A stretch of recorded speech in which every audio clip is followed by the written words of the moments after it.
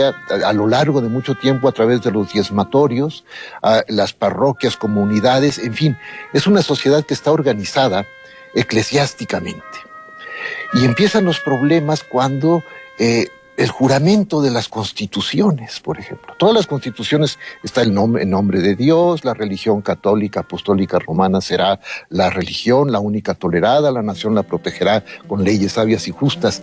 Sí, pero como problema hacendario, el Estado determinará los gastos del culto religioso.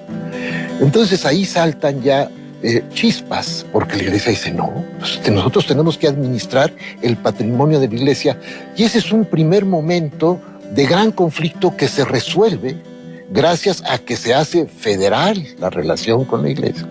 Y vamos a ver personajes perfectamente católicos, perfectamente practicantes, que tienen que enfrentar en su calidad de políticos, ¿con quién te vas? ¿Con melón o con sandía en este momento?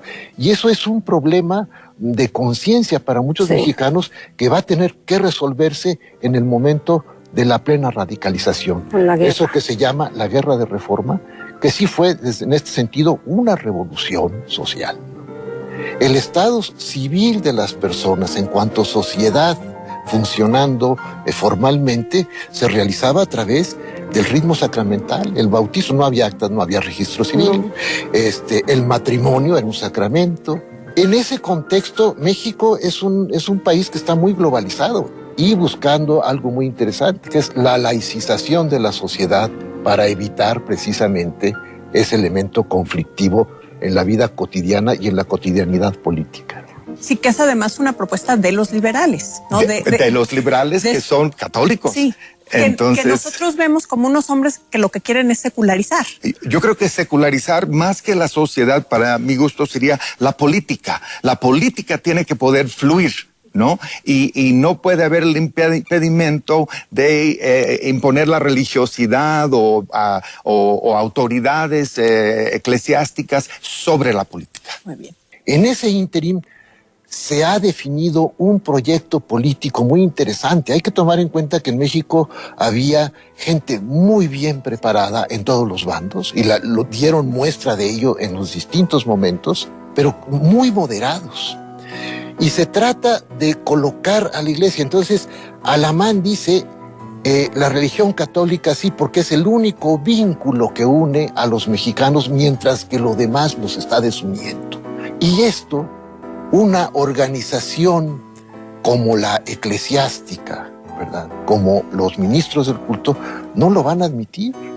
Se tienen que desprender muy lentamente de un bagaje que es el propio, ¿no? Es muy difícil. Es muy difícil, y eso sí se hace con el altísimo costo de una guerra civil que sí fue guerra civil porque dividió a las familias, dividió a la sociedad. Sí, creo que fue guerra civil también porque discutió a fondo y mudó de fondo la constitución misma de la sociedad mexicana, porque desde la perspectiva católico-conservadora, el catolicismo era parte del ADN de la sociedad a tal grado que no se podía remover de ningún ámbito de la vida nacional, mucho menos el político, porque es el más público. No, y creo que uno de los síntomas, digamos, de lo invivible que era esta situación es que los conservadores que están, ¿no?, absolutamente asumen este catolicismo genético, como dices, no están dispuestos a ceder en jurisdicción. Exacto. Eso también se ve, ¿no? Es muy interesante que el Estado conservador no está dispuesto a que la Iglesia decida de todo, ¿no? O sea, y luego viene la ley de desamortización de 56.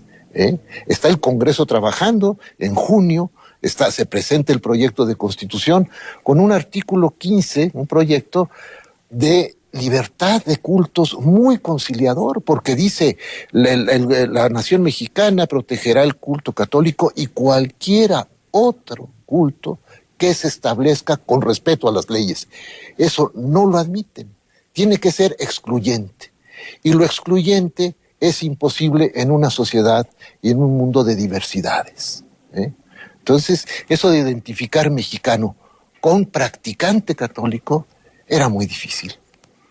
Y ahora estas leyes son muy conciliadoras en un principio, pero las que ahora conocemos como las leyes de reforma, las que se empiezan a promulgar en junio de 1859, ya son otra cosa.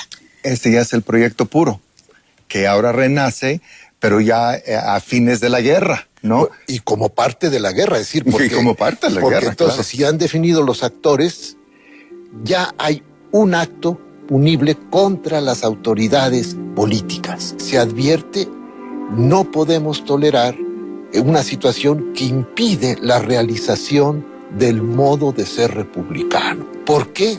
Porque impiden el intercambio de la diversidad, un juego democrático, que es lo que exige un régimen republicano. Y entonces sí ya es la nacionalización, ya no es la desamortización, ya no es ponerlos en el comercio, no, es apropiación. No, incluso el manifiesto es un manifiesto que excluye a los clérigos de la comunidad nacional, prácticamente. O sea, son leyes punitivas y el enemigo de la patria, de cierta manera, es el clero.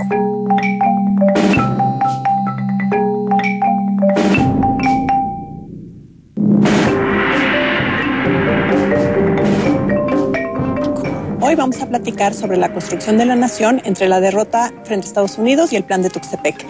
Justo Sierra, cuando escribe esta gran obra que describe la construcción histórica de nuestro país, afirma que para 1867 México había conquistado el derecho indiscutible y indiscutido, dice, de llamarse nación. Y bueno, lo que me gustaría que platicáramos esta noche es qué tanto esto es cierto, qué tanto para 1876, digamos para el final de la República restaurada, tenemos la base material, la infraestructura que permite que los mexicanos puedan, ¿no?, saber qué pasa entre Sonora y Yucatán, qué tanto hay un lenguaje y un imaginario compartido y qué tanto existe un vínculo entre el mexicano, digamos, de a pie y el Estado que lo gobierna.